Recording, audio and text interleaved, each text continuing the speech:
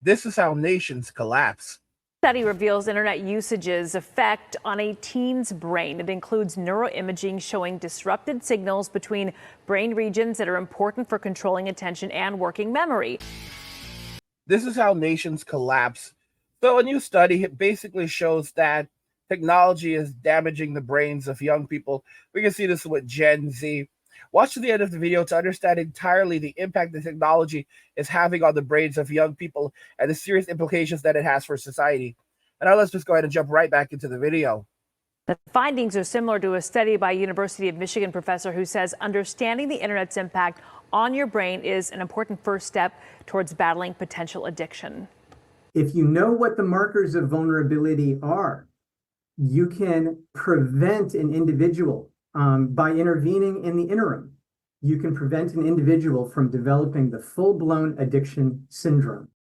The Senate is working toward passing two bipartisan bills aimed at protecting kids online. One focuses on improving privacy. The second requires social media companies to provide better protections for minors. And that includes giving guardians more control and limiting certain features like autoplay. Now, guys, to be very honest, it goes much further than eliminating autoplay.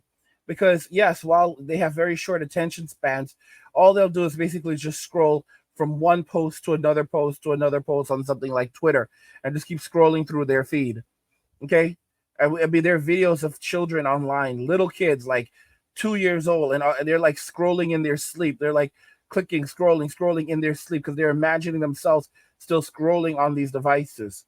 That's all they do. You know, I've described Gen Zers as basically a bunch of iPad kids terrorizing society, and their response is usually, "Yeah, and who gave us those iPads?" They're such an entitled group of bad little muffins, such a group of bad little muffins, bad little muffins, and you can see that even though they know how to use technology, they're not very good at technology.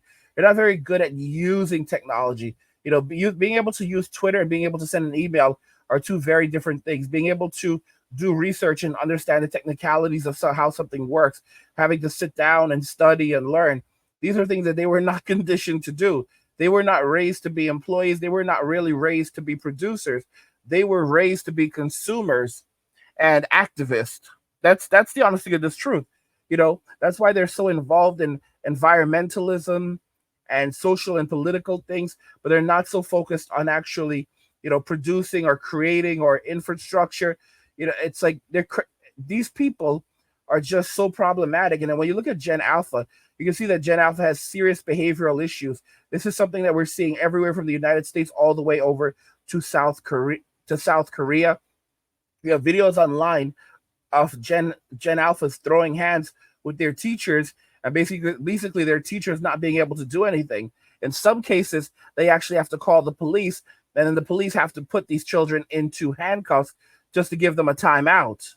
Yeah, not even to take them to jail. Granted, some of them are being taken to jail and charged for, you know, assault, but in many cases where you're dealing with like even a 7-year-old that's like so small, you know, they basically have to, you know, put them in handcuffs just to restrain them so they don't hurt anyone or themselves, and that's an effective timeout. And there are videos of them like just destroying an entire area, like destroying everything in a room, and the teacher is not knowing what to do, so they have to call the cops. And we know that calling the cops is basically not always the best situation. But that, you know, I said it already, I'll say it again, that Gen Alpha, they're going to be a large prison population. Many of them were predominantly raised in single mother households, and we know that one of the greatest indicators of being arrested, of being incarcerated, is being raised in a single mother household. 80% of men who are in prison were raised in single mother households. And one of the greatest predictors of incarceration, in addition to being raised in a single mother household, is illiteracy. And Gen Alpha has the largest rates of illiteracy, you know, largest rates of illiteracy. Gen Z is only second to Gen Alpha because there's a lot of Gen Zers who cannot read or write properly. When it comes to Gen Alpha, many of them cannot read or write at all. And I've said it this plenty of times that many of them, not only will Gen Alpha be a large prison population, but many or most of them will never work a normal job in their entire lives. Like, forget about 9-to-5 jobs. You might find some of them doing some gig economy work, and a lot of them won't even be able to hold on to gig economy work. Part of it is because of their lack of literacy, inability to do basic math, but another huge portion of it will be their attention span. The typical average attention span of one of these individuals is quite low. Yeah, it's diminished significantly. For the millennials went down, for Gen Z, it's absolutely terrible. When we make content online, this is the reason why TikTok is so famous with so popular with Gen Z, and shorts are so popular with Gen Zers, because they have very, very short attention span. Like their attention span is something like 15 seconds. 15 seconds. Like you have to keep on giving them new stimulus every 15 seconds to keep them happy. Even if you don't change the video, you have to change shots within the video to keep them stimulated and keep them engaged. It's absolutely insane, but that's just how things are working. And then these people will just throw it back in your face like, yeah, and who raised us like this, and who this. There's no accountability from them, and it's a waste of time even trying to have a conversation with them, because these are the same people that, like, they have a job and like they'll just disappear halfway through the day.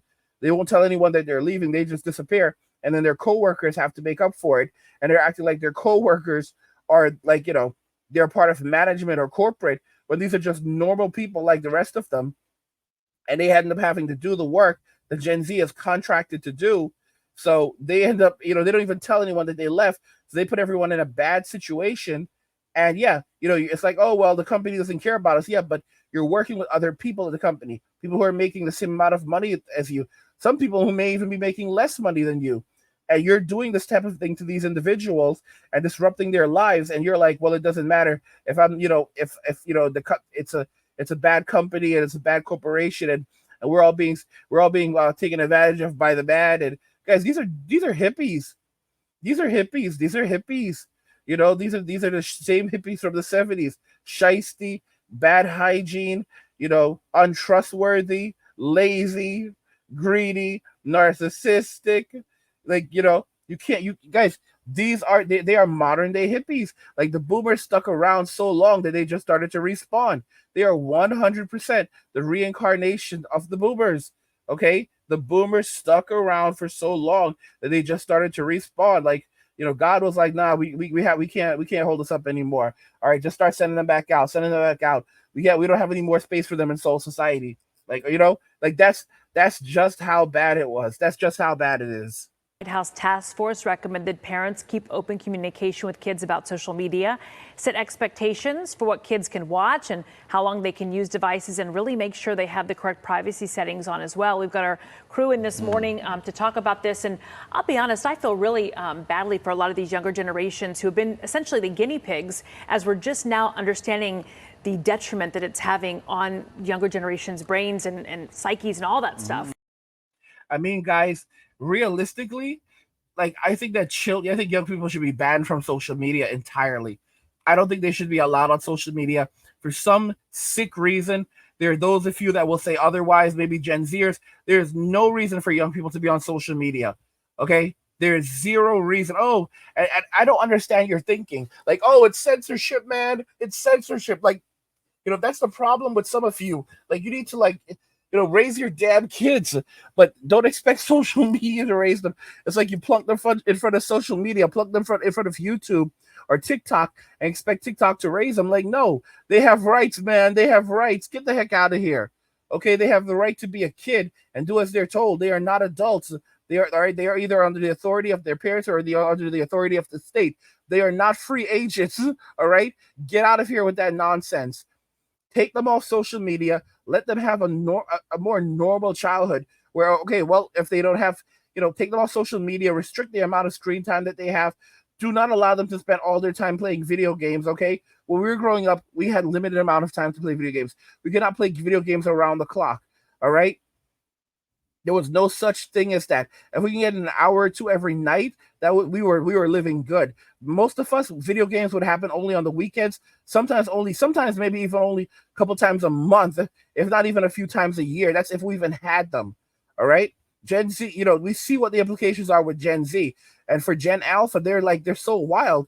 Like, yeah, video games. No video games every single day. No television in your bedroom. I mean, I guess the situation is, yeah, no television in your bedroom. Get them a Mac. Get them a Mac. You can't really do a lot of gaming on a Mac. Don't get me wrong; they'll still try, but they can't do a lot of gaming on a Mac. And it's a productivity machine, at least. They can use it to create content or do stuff like that. But yeah, I mean, I understand the importance of them being able to access different platforms so that they can like learn how to build a business for themselves and so forth. But they're not doing that. They're absolutely not doing that. We can create exceptions, for example, oh, you want to create a YouTube channel? Okay, well then there needs to be restrictions on how you can go about that. You need your parents' permission. Your parents needs to verify their ID to verify that they are allowing you to even own a YouTube channel. Yeah, so you cannot own a YouTube channel unless your parents, unless you have a parent's permission. And YouTube guys, when we do verification, we have to pass through a lot of verification as YouTubers. Like YouTube does like all these back like checks on us and stuff like that. I won't say background checks, but they do. There's a bunch of verification checks that YouTube does on us, as content creators. And you want to tell me like you're gonna do all of these checks on us, but you can't do like basic checks to ensure that young people are not like accessing things they should not be accessing?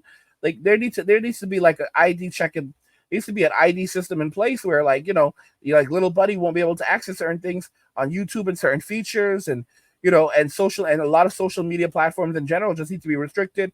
Instagram, like if you're 13 years old, you have no business on Instagram. I'm just being honest. You have no business. If you are under 18, you have no business posting pictures on Instagram. It's not like a cool little place where you can go hang out and show off to your friends. No, you look at the garbage that they're posting on there. It's total crap. All right, that's just 100. They're 100% thirst traps. All right, they are selling.